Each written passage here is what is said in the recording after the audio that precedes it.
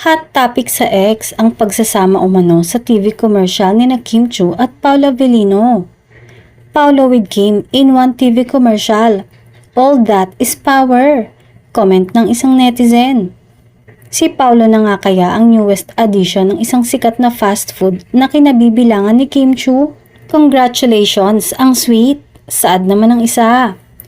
Isa nga ang rumored couple na ngayon ay mabiling-mabili sa advertisers.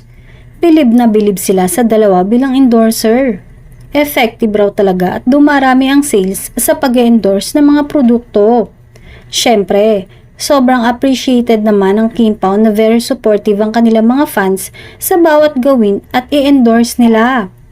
Ayon nga sa advertising world, tumaas bigla ang marketability ng aktor after nitong maling kay Kim. At patunay nga rito ang napakarami umanong inquiries para i-endorse ang mga products at services ng mga ito.